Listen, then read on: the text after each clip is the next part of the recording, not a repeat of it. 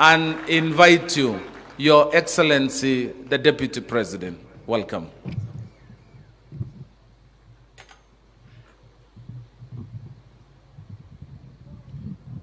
Kiongozi wetu Rais wa Jamhuri ya Kenya, Daktari William Samoei Ruto, viongozi wote kwa serikali yetu na mahasla wa hapa Nairobi na Kenya, hamjambo? Mahasla oye! Asanteni sana Mheshimiwa Rais, sisi tumefurahi sana kufika hapa na wewe katika maadhimisho ya mwaka moja tangu uanzilishi wa Hustler Fund, a fund that has transformed lives by bringing financial inclusivity to all Kenyans at the bottom of the pyramid. Rais wetu sisi yetu ni kupongeza hawa mahasla. When you started this fund, wale ambaye walikuwa hawatutakii mema walikuwa wanasema hii mahasla wakipewa hii pesa watapotea nayo, lakini hawa mahasla ni watu ya ajabu, wanaendelea kulipa, tunawapongeza because hawa ni watu waangwana, ni waaminifu. Ni vile tu walikuwa wamekosa nafasi, lakini wakishapata usaidizi ni watu waangwana na wanaendelea kulipa, and we encourage them to continue. Ningetaka kuchukua nafasi hii kuuliza viongozi wetu katika kaunti zetu zote across Kenya, hata hapa jijini Nairobi, hawa mahasla ni watu ya maana sana, na wapewe nafasi wajitafutie na watafutie watoto wao. Hao mahasla wakiingia kwa street hawana maneno na mtu yeyote, wanauza mali yao, wanaenda nyumbani. Na mimi naomba viongozi wale ambaye tumechaguliwa tuwapende hao mahasla vile tuliwapenda wakitupigia kura. The sight of these hustlers should not irritate anybody. We should love them the way we loved them wakipiga laini kutupigia kura. And we want to urge our county governments not to be pushed na watu wengine wale wako na mali matajiri kusukuma hao mahasla. Hao watu wako na mali hawakuwa wanataka sisi rais, hawa ndio walisimama na sisi. Kwa hivyo tunauliza wakuu wote wa serikali za county waungane na sisi national government kuwaheshimu, kuwapenda, kuwasaidia the hustler nation which is responsible for us being in the positions we occupy today. Na mimi ningetaka tu niulize hiyo, tusaidiane na hawa waangwana. The hustler nation are wonderful people. We encourage them, we support them. They are the solution to Kenya's economic challenges, kwa sababu ni watu wa bidii, na tukiwaunga mkono, tukiwasaidia, watakuja kusaidia nchi yetu. Kwa hayo mengi, ningetaka kwa heshima kubwa kumuuliza nyinyi nyote tusimame mnisaidie kumkaribisha kiongozi wetu Rais William Samoei Ruto asungumuse na nyinyi na asungumuse na Wakenya. Karibu Rais.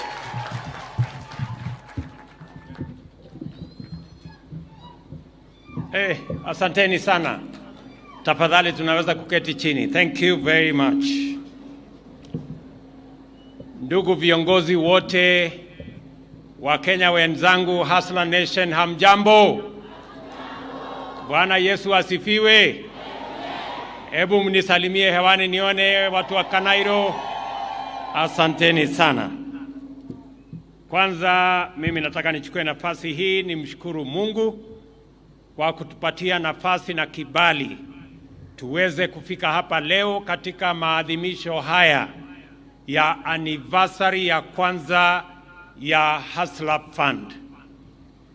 Mimi nataka niwaambie wale wote wamehusika na mpango huu, pongezi kwa kazi mzuri mliofanya, kwa sababu tulikubaliana ya kwamba tutabadilisha taifa letu kwa utaratibu, na hatua kwa hatua tutahakikisha ya kwamba tunasongesha taifa letu katika kiwango kinachofuata.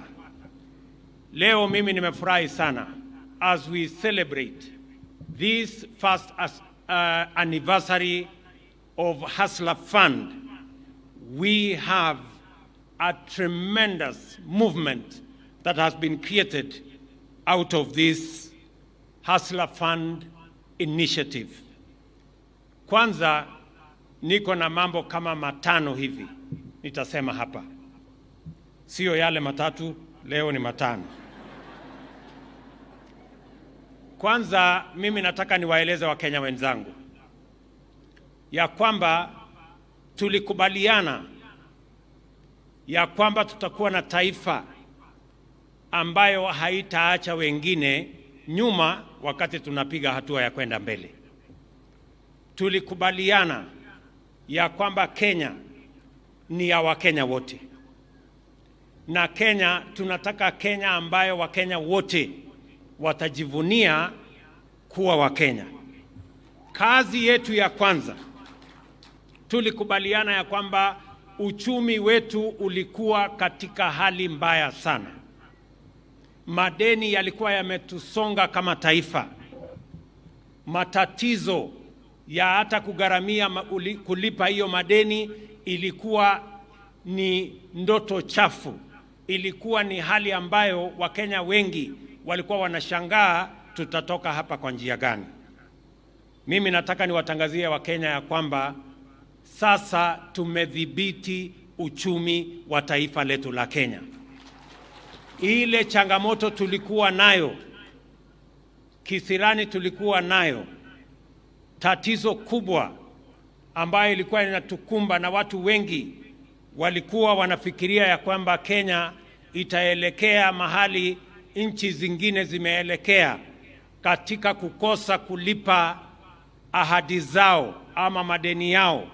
Mimi nataka niwatangazie Wakenya ya kwamba tumedhibiti uchumi wetu na sasa tuko tayari kama taifa kuhakikisha ya kwamba madeni yetu yote, ahadi zetu zote kama Kenya tutayatimiza na tutahakikisha ya kwamba tumelipa madeni yetu. Vile nilisema juzi nikiwa bunge, hatua yetu ya kwanza ya kulipa yale madeni ambayo yamekuwa yakitusumbua tunaanza mwezi ujao, huu mwezi wa Disemba, kuhakikisha ya kwamba we put our country in sound economic footing. Let me tell the people of our great nation Kenya, the challenges we had a year ago. We were staring at debt distress. We were staring at a difficult moment. I want to say, because of the decisions we have made over the last 1 year, today I can comfortably tell the nation that Kenya is now on a sound economic footing and trajectory, and we are well on the way to making sure that we respect all our commitments, including all our debts, so that we can get our nation moving. Jambo la pili, tulikubaliana vile vile ya kwamba lazima tutatue jambo ambalo linatusumbua sote kama Wakenya. Jambo la gharama ya maisha. Cost of living is one of the big tickets upon which we spoke, we canvassed, we campaigned, and I want to tell the nation that the interventions we have made in addressing the big matter of the cost of living are beginning to bear fruit. Today, I can stand on this podium na kusema mwaka mmoja uliopita, wakati kama huu, bei ya unga ilikuwa 240. Leo nikisimama hapa, bei ya unga imeteremuka, sasa tuko hapo kwa 140, 130. Na hiyo ndio ukweli, watu waseme, because it is the truth. Tunaelewana jameni? Na mimi nataka niwaeleze mambo bado. Hiyo kazi bado tutashughulika nayo. Niliwaahidi Wakenya ya kwamba tutapunguza bei ya mbolea ili tuweze kuwasaidia wakulima wetu. Bei ya mbolea iliyokuwa 7,000 leo ni shilingi 2,500. It is a fact, it is the reality. Na kwa sababu tumefanya kazi hiyo, wakulima wamefanya bidii, na mimi na waheshimu wakulima sana, ni wazalendo wa taifa letu la Kenya. Wamefanya bidii, wametuzalishia chakula, and we are well on the way. It is going to take time, but we are well on the way in consolidating our food security so that again our country does not suffer the shame of hunger in the Republic of Kenya. Hiyo ni kazi ambayo tulisema tutashughulika nayo. Hatua ya pili ni kuhakikisha vile vile katika hiyo harakati kupanga vile tutaongeza mapato ya Wakenya. Na niliwaambia Wakenya ya kwamba tutapanga mbinu na namna ya kuzalisha ajira katika taifa letu la Kenya, ili wananchi wengi waweze kupata mahali ya kujishikilia, waweze kupata mbinu na hali ya kupata mapato. Niliwaeleza ya kwamba wakati wa campaign, niliwaeleza tutakuwa na mpango wa housing ambayo itatusaidia kuzalisha ajira, itatusaidia kuendesha makampuni, itatusaidia kuhakikisha kwamba Wakenya wanaoishi katika vitongoji duni, wanaoishi mahali ambapo hakuna heshima, wanaoishi katika slums, pia na wao wapate decent housing.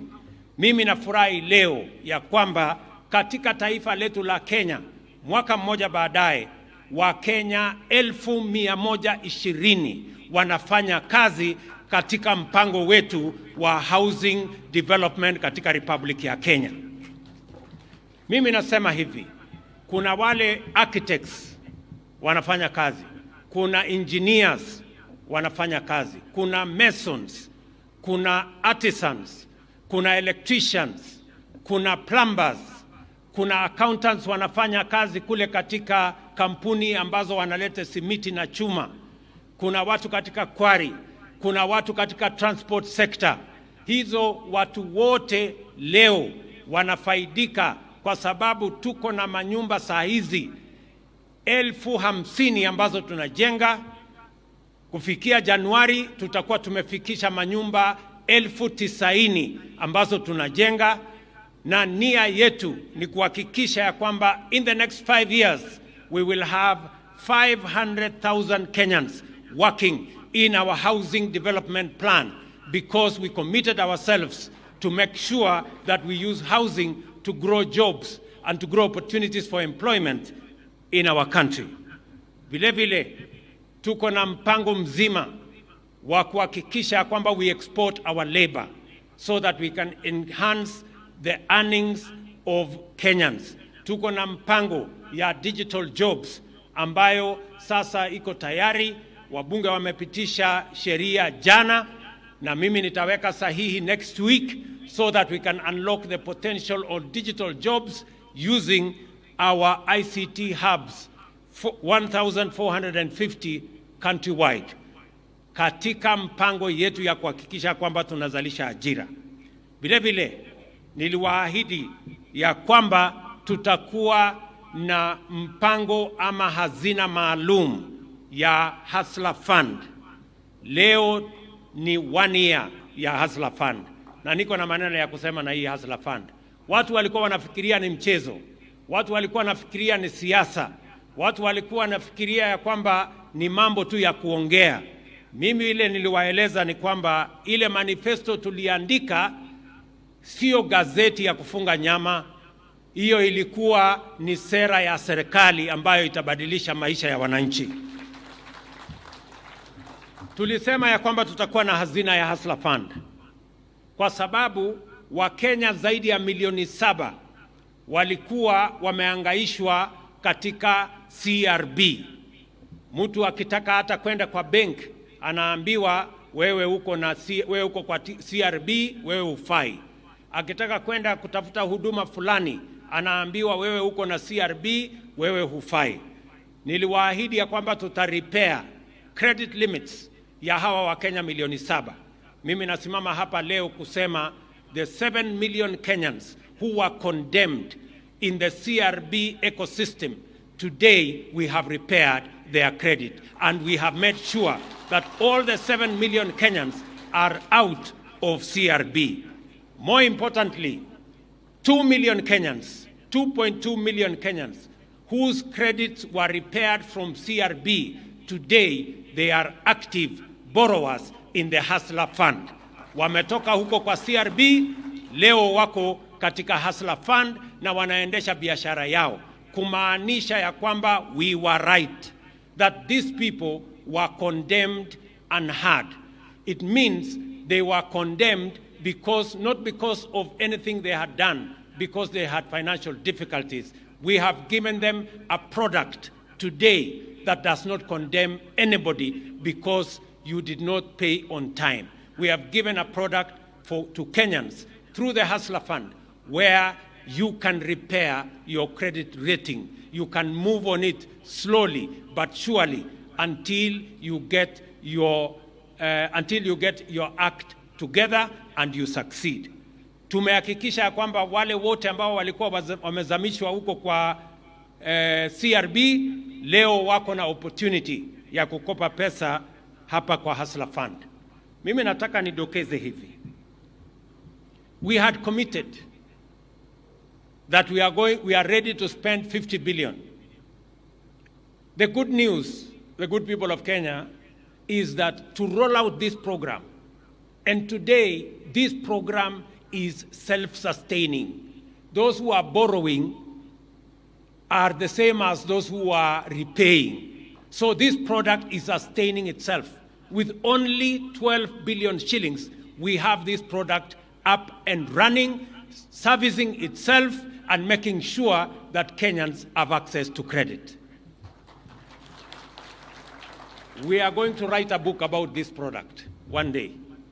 Kwa sababu hata ile pesa tulikuwa tumekomiti ya kwamba tuko tayari kuweka hapa ndani, baada ya kuweka shilingi bilioni 12, Hustler Fund haihitaji pesa ingine, inaweza kujisimamia na inaweza kujiendesha yenyewe. Mimi nasikia watu wengi wanasema ya kwamba ati hawa mahasla wako na shida, ni watu ambao hawataki kulipa. Wengine wamepeleka huko kusema watu wengi wamekosa kulipa. Mimi nataka niwaambie the good news. If this product was what they are saying, it wouldn't be sustaining itself as I talk to you today. We have given an opportunity to people who otherwise would have been locked out forever in credit rating agencies, ama CRBs, credit rating bureaus. Nataka niseme hivi. Kwa hiyo bilioni 12 tumetumia kama serikali, imetuwezesha kukopesha zaidi ya shilingi bilioni 39.5. Out of 12 billion shillings, we have managed to lend almost 40 billion. As Kenyans pay, they borrow. As Kenyans pay, they borrow. We have been able to lend money to 19 million Kenyans. Wakenya milioni 19 wamechukua pesa ya Hustler Fund. Wakenya milioni 7.7 are active members. Wanalipa wakikopa. Wanalipa wakikopa. Watu milioni 7.7. Explain to me, where would these 7.7 million Kenyans be if we didn't have the Hustler Fund? Nataka niseme vile vile, hawa Wakenya ambao wamekopa kwa sababu we made a deliberate decision kwamba ukikopa Hustler Fund utakuwa na akiba mandatory ya 5%. Kwa hiyo 5%, sasa tuko na hazina ya shilingi bilioni 2 ambayo Wakenya wamefanya kama savings. 2 billion shillings that we have today as a savings component of the Hustler Fund. Kuna ahadi tulitoa na tumesikia hapa wangwana wakisema ahadi ni deni na dawa ya deni ni kulipa, si ndio? Niliwaambia Wakenya ya kwamba ukikopa na uweke akiba, hiyo akiba umeweka, ukiweka akiba ya shilingi 2, serikali ya Kenya itakupatia shilingi 1. Leo ndio ile siku ya kuweka hiyo akiba, na mimi nataka Wakenya wanisikize kwa makini mahali walipo, kwa sababu leo mtapata pesa kwa ile mambo ya kila mtu. Nataka mnisikize vizuri, si ndio? Si tulisema ukiweka akiba tutakuongezea. Sasa Wakenya 1.2 million, 1.2 million Kenyans, by tomorrow morning will have a matching fund in their savings. Wakenya 1.2 million. Kama umekopa mara 5 na umeweka akiba, umekopa mara 5, na niliwaambia limit ya juu ni shilingi 6,000. Yule wa juu zaidi compensate at 6,000. If you have saved 6,000, we are going to give you 3,000. If you have saved less, we are going to give you equivalent or a matching of what you have saved. So kesho asubuhi Wakenya 1.2 million will have their savings matched 2-1 by tomorrow, so that we can keep our promise. And let me explain so that we are clear. You must have demonstrated that you are truly committed to the Hustler Fund. You must have borrowed 5 times. If you have borrowed 4 times, ongeza ifike 5 times. Kama umeborrow 3 times, ongeza ifike 5 times, ndio upate nafasi ya savings katika hazina yako. Wengi wamekopa zaidi ya 5%, na nimesema Wakenya 1.2 million, by tomorrow morning they will match their savings 2-1. Wacha nichukue mfano ya huyu mungwana ambaye anaitwa Harrison Karisa Kenga. Najua wakati niliongea na huyu mungwana, hebu simama Harrison, uja usimame hapa ndio watu wajue. Wakati nilikuongelesha kwa simu, watu wakasema ati you don't exist. Sasa kuja simama hapa waone you actually exist. Huyu mungwana mnamuona anaitwa Harrison, na alisema nilimwahidi tutakutana. Sasa mimi ndio huyu, na mimi nimekuona wewe ndio Kenga. Mara ya kwanza kukutana. Asante sana bwana Kenga, nimefurahi. Hata mimi nimefurahi zaidi. Sasa simama hapa niseme story yako, kwa sababu unajua hii Kenya iko na kizungumkuti kidogo.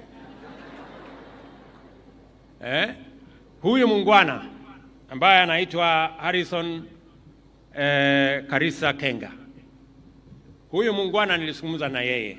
Umesikia anasema anakopa, anaweka pesa kwa tuktuk yake, anatumia kwa petroli ikiisha anakopa tena, anakopa tena. Huyu mungwana amekopa zaidi ya shilingi 714,000. This man here. Kwa hiyo shilingi 800 analipa, shilingi 800 analipa. Wakati tuliongeza limit yake, tukaongezea kutoka 800 ikafika 1,600. Ni kweli ama si kweli? Ikafika 1,600. Anaendelea kukopa sasa na hiyo limit mpya. Sasa leo niko na maneno. Huyu mungwana katika ile kukopa na kulipa, savings yake ni shilingi 35,730. This man, simple as he looks, mtu ya tuktuk, ndio boss. Na aliniambia tuktuk hiyo sio yake, ni ya mwenyewe. Kazi yeye ni mtu tu ya kushughulika. So huyu mungwana Asante sana. Mumesema apatiwe yake. Kwani mnafikiri amekuja hapa kufanya nini?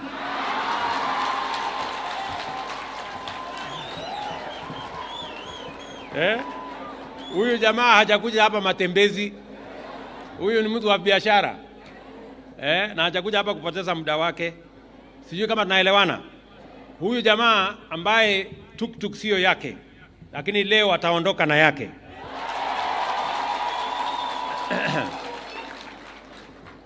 Sasa wacha nimtumie kama mfano. Huyu mungwana amesave shilingi 35,000 na leo kwa sababu amefikisha hapo kwa 6,000, amepitisha hapo 6,000, tutamuongezea shilingi 3,000 kwa savings yake. Sasa itajaa shilingi 38,730. Na haitoshi. Wale wengine wote msikie vile nimesema. If you have borrowed, if you have saved up to 6,000, we are going to match with 3,000. Below that, we are going to match the equivalent in terms of, in the ratio of 2:1. Jambo la pili. Uko na shida, unaweza keti hapa ama uko sawa? Uko strong? Haya. Unasema unaweza keti hapa.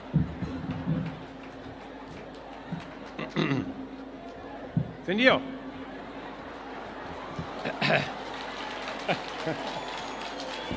Haya. Jambo la pili. Matching nimesema. Jambo la pili, Wakenya wengi na nimewasikiza hapa wamesema ya kwamba wanataka limit iongezeke. Si ndio? Hiyo limit mumesema mumezoea hapo, lakini sasa mnataka, na kwa sababu mumeonyesha ya kwamba ile limit mumepatiwa, nyinyi ni wangwana na mnalipa, sasa leo tena sawa sawa tunaongeza limit ya pesa ile unaweza kukopa kwa Hustler Fund. Wacha niwaeleze vile tutaongeza. Sawa sawa? Wakenya 1,200,000 tena leo wataongezewa limits zao. By today we are going to enhance the limits of 1.2 million regular borrowers. Wale wamekopa zaidi ya mara 10 utaongezewa limit yako by 100%. Wacha nitumie mfano tena ya huyu mungwana anaitwa Kenga. Huyu Kenga limit yake imekuwa 1,600. Sasa kuanzia leo jioni itakuwa 3,200. Yule limit yake ni 5,000 itasonga kuwa 10,000. Yule limit yake ni 10,000 itasonga kwenda 20,000. Hivyo ndivyo itakavyoendelea kutokea leo. Yule ambaye amekopa 5 times, between 5 and 10 times, limit yako itaongezeka by 60%. Na yule ambaye umekopa kati ya 2 times na 5 times, limit yako itaongezeka by 40%. Na utatumiwa kwa mtandao, utajua limit yako imeongezeka kiasi gani. Wacha niongeze hapo. Bado nataka kutumia mfano ya huyu mungwana Bwana Harrison. Nyinyi ambao mumesave kama huyu Harrison, leo mtakuwa na nafasi ile savings yako 30% ya your savings unaweza kuchukua leo uende ufanye naye biashara yako ingine. You can withdraw 30% of your savings today. Tunaelewana? Kama huyu Harrison savings yake ni 35,000.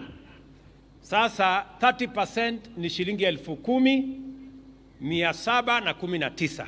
Sasa wewe Harrison, ukitoka hapa kama unahitaji 10,000 leo, unaweza kutoa savings yako ufanye nayo kazi ingine ama uendeshe nayo biashara yako ingine. 70% tutakuwekea katika hazina long term saving, pesa yako, na itaendelea kuwa pesa yako, lakini itakuwa katika long term saving, kwa sababu niliwaeleza Wakenya ya kwamba tuko na matatizo ya savings and we must have and improve our savings culture as a country. Lakini sikiza Bwana Harrison, kwa sababu nakutumia kueleza Wakenya wengine. Kama wewe hiyo savings 30% ambayo unaweza kuchukua leo ukafanya nayo kazi ingine, lakini ukiwacha kama savings, if you don't withdraw, usipochukua, baada ya mwezi moja tutatumia kukupatia limit mpya ya pesa ambayo unaweza kukopa. Sasa sikiza vizuri Bwana Harrison, hii shilingi 10,000 usipochukua, baada ya mwezi moja tuta improve limit yako. Sio sasa ile 3,200, si nimekuambia kila mtu ataongezewa 3,200. Yako ilikuwa 1,600, sasa itakuwa 3,200. Lakini kwa hii savings yako sasa, usipochukua, tutaitumia na tutaongeza limit yako. Kwa ile 10,000 ungetoa, tutaongeza limit yako ikue 21,438. Sasa uamuzi ni yako bwana. Utoe saa hii 10,000 ama ungojee mwezi moja upate shilingi 21,000. Sasa uamuzi ni yako, si ndio? Sasa wewe utajipanga hapo. Vile utajipanga, tutaheshimu mpango yako. Sijui kama tumeelewana.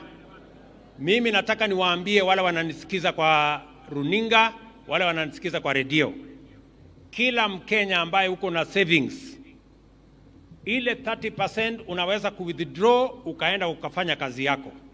Lakini ukiacha pale, tutatumia hiyo savings baada ya mwezi moja to double the limit kutumia hiyo savings. Kama savings yako ni shilingi 20,000, tutakuongezea iwe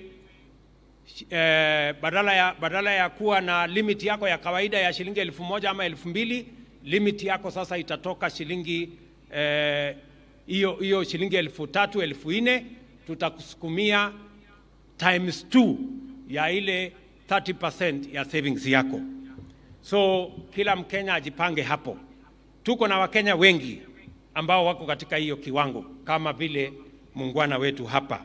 Hawa Wakenya ni Wakenya 1,200,000 ambao wako na nafasi ya kudouble their limits using their savings, so that we begin the journey to have a savings-led lending, so that we lend to you on account of how much money you have saved, and we double that saving.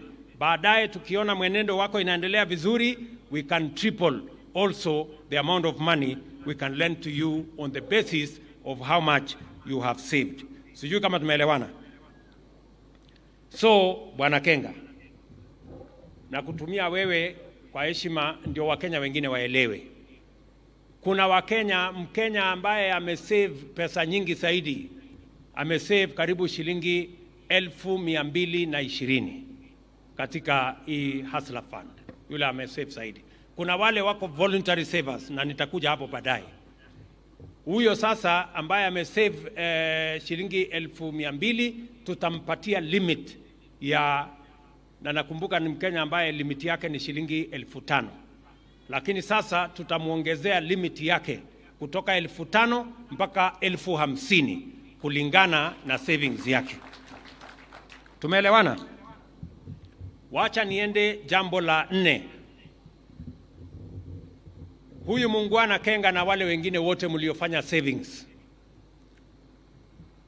sisi wote tunajua ukiweka pesa kwa account lazima unalipwa interest. Si ni kweli? Kwani kuna mtu anaweka pesa kwa account bila ya kunegotiate interest? So kwa sababu pesa yenu ni saving, sasa tumekubaliana ya kwamba kila mtu ambaye amesave tutakulipa interest ya 12% kwa pesa yako. Nyinyi mnanielewa? Wakenya wengi ambao wako na pesa kwa account, kama ni shilingi 3,000, ukipata bahati sana utalipwa 1% ama 2%. Saa zingine hata hakuna interest unalipwa. Ni kweli ama si kweli? Sasa mimi nataka niwatangazie Wakenya wengi hapa wako na savings ya 1,000, 2,000, 5,000, 3,000, 10,000 hapo. Sasa tumeconsolidate hiyo pesa yenu yote na tumenegotiate, tumetumia ile aggregated amount ya pesa zenu na tumenegotiate interest ya 12% hata kwa mtu mwenye ako na shilingi 1,000 ama shilingi 500, something that would otherwise not happen. So kila mmoja tarehe 31 Disemba mwezi ujao ungojee tena kwa simu yako, uangalie savings uko nayo, ukalculate 12%, ungojee hiyo pesa. Tarehe 31 mwezi ujao, mwezi wa Disemba, kila Disemba tarehe 31 utakuwa unapata pesa yako ya interest kwa ile saving umeweka katika Hustler Fund. Na kuelekea mbele tumekubaliana itakuwa treasury bill rate -3 ya management na mambo ingine hapo katikati. That will be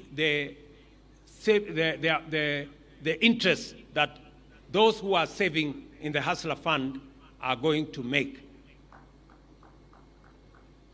Treasury bill -3%, so that we are very clear, so that we don't tire ourselves. Kwa sababu treasury bill inaenda juu ikirudi chini, so we want to manage it in that manner.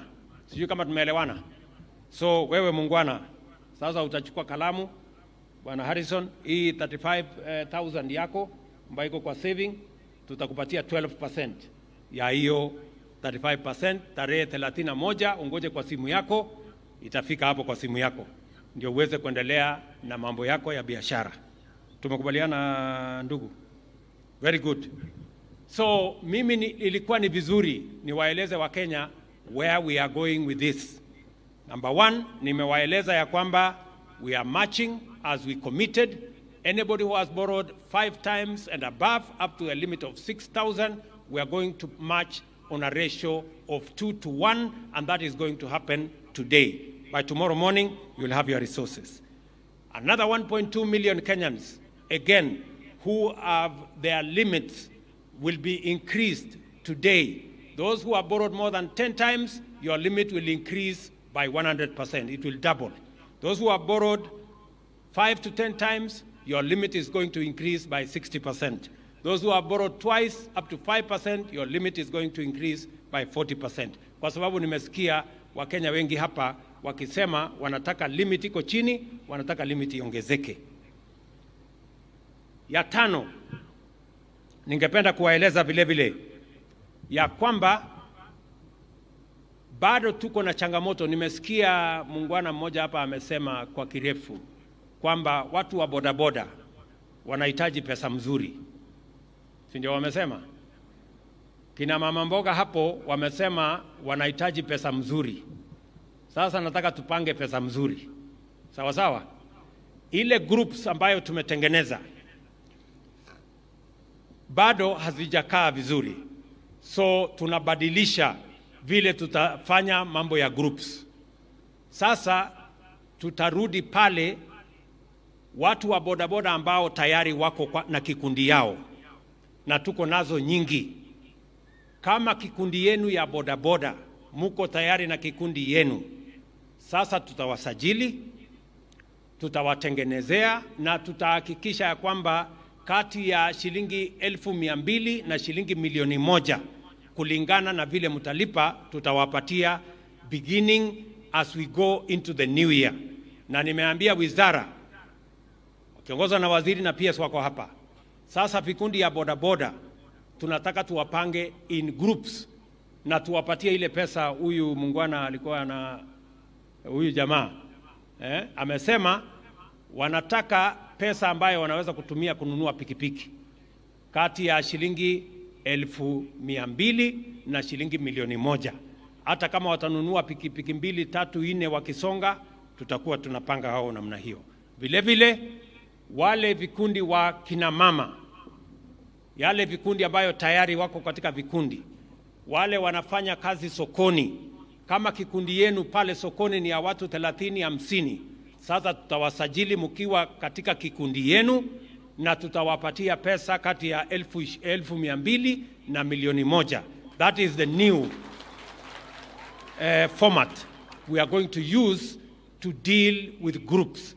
We are going to have a new format of dealing with groups so that we can increase the resources going to groups. Mimi nataka nimalizie hapo na niseme Wakenya wengi sasa wako na nafasi mbalimbali. Uko na nafasi kukopa pale kwa Hustler Fund, uko na nafasi katika program yetu ya housing, uweze kujipanga pale katika kuuza hardware, kutuuzia chuma, kutuuzia simiti, kutuuzia mawe, kutuuzia changarawe, kuwa ni plumber, kama wewe ni electrician, kama wewe ni artisan, wewe uko na mpango pale. Vile vile kama wewe ni mtu ya kompyuta, tuko na mpango sasa ya digital jobs ambazo tunapanga. Kama wewe ni mtu ambaye unataka kwenda kufanya kazi nje ya Kenya, tuko na mpango ambaye sasa tumeipanga vizuri ya export of labor, kwa sababu nia yetu ni kuhakikisha ya kwamba tunapanua nafasi ya Wakenya kujitafutia riziki, kwa sababu sisi ni nchi ya wafanyikazi na tunataka kila mtu apate nafasi ya kujisimamia, kwa sababu tulisema kazi ni kazi. Kama ni hiyo ya biashara ni kazi, kama ni ile ya housing ni kazi, kama ni ya digital jobs ni kazi, kama ni export of labor ni kazi. Na hivyo ndivyo tunataka kusukuma taifa letu la Kenya mbele. Mimi nataka niseme tuko na muungwana hapa, niliongea na yeye hapo nyuma, Peter. Sijui Peter Mwema yuko wapi? Huyu Peter Mwema ako area, huyu muungwana huyu. Huyu jamaa kuja hapa. Kuja ungana na mimi hapa.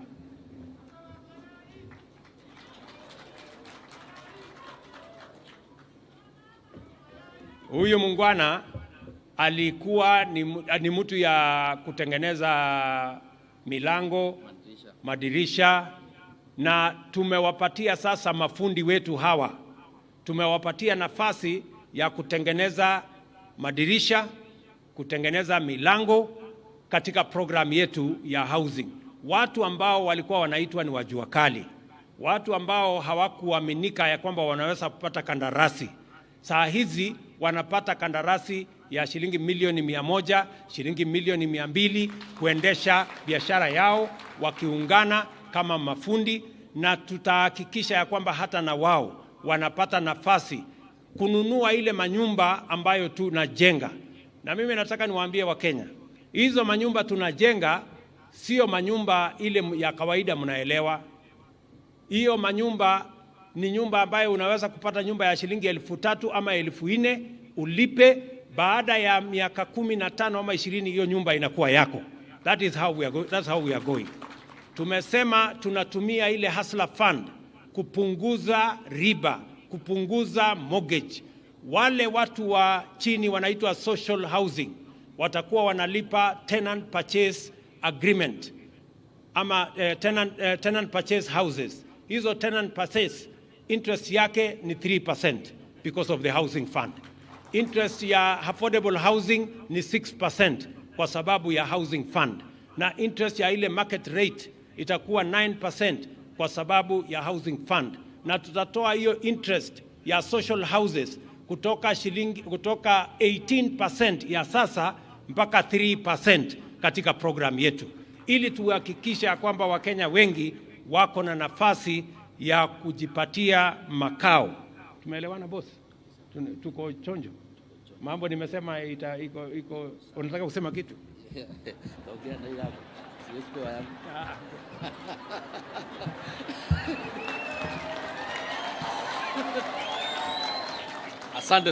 Asante sana Mheshimiwa Rais. Viongozi watu wa serikali wako hapa. Mimi sitasahau wakati rais aliingia, alituita akatuambia, tulifanya pass piloting pale Park Road na ilifaulu sana na Mchina. Akatuambia sasa anataka tuendeze hiyo mpango, na si hapa Nairobi peke yake, ni Kenya mzima. Na tulienda tukauliza, tukaambiwa lazima tuende kwa msea, hii mnaona hapa, tupate certificate. Tumeregister mafundi, saa hii tumefikisha mafundi 1,000,000 Kenya mzima. Saa hii ninayosimama hapa ndio lichakuliwa national shaman wa kusimamia au mafundi wote Kenya mzima. Nawaambia kitu moja, kwa vile tulipata challenge pale tukifanya kazi ya hizi, tulipata rafiki yetu mmoja anaitwa HFC Bank, ilitupatia hapo bilioni ya mafundi kufanya kazi. Sasa hii hatuna shinda ya fundi yote kufanya kazi, maybe yule mvivu. Sasa hii niko na technical team yangu Kenya mzima, kila county tuko na mtu yetu wa jua kali. Ule anasimamia hiyo kitu, developer atachukua ile anataka. Na ikienda site inahakikisha mimi niko pale na watu wangu, hiyo kitu developer anachukua mzuri na tunaachana mzuri, tunarudi kwa bank ndiye alipe bank. Tumesikizana hivyo. Rais yeye anataka kila mtu akae kwake. Mimi mnaoniona hapa nakaa pale Park Road kwa nyumba yangu ambao nilitoka huko Zimmerman nikuje kukaa kwangu 3 bedroom 60 square meter, hiyo ni 3 bedroom nakaa kwangu. Sasa hii rais tulikuwa na PS wako juzi, nikamwambia mimi naona mbaya because pale tulipata nyumba kidogo sana 45. Jua kali saa hii through the big penetration because this is subsector, tuliungana juzi, tumechanga pesa mingi ambao tuliambia PS wako mahali hiyo pesa tumeweka, na alifurahia sana na akasema ametupatia 10% mahali yote njua kali na njengwa, hizo nyumba zitakuwa za njua kali ya Kenya. Mafundi wote wakae kwa mafundi hao. Simfanye hivyo. Nilikuja hapa na 250 mafundis. Msalimie rais mkifanya hivyo.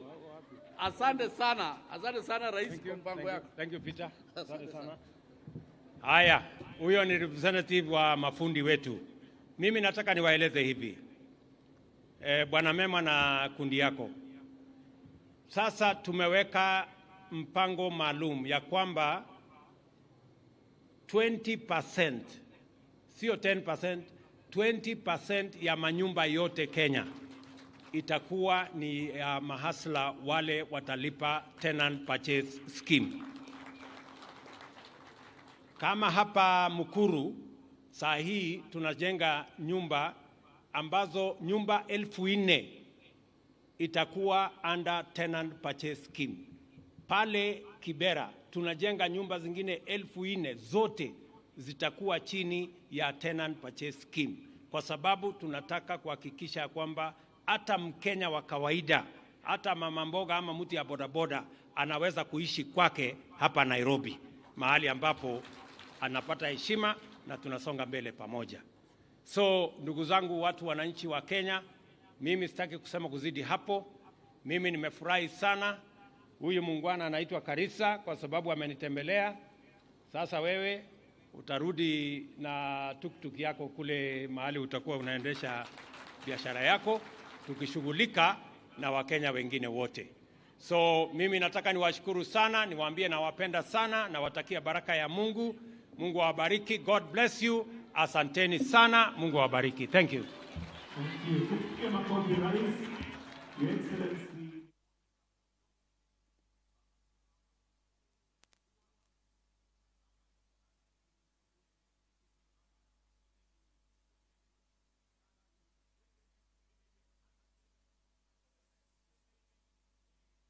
Marching ikianza, akifinya tujue ya kwamba imeanza. I'll count you down.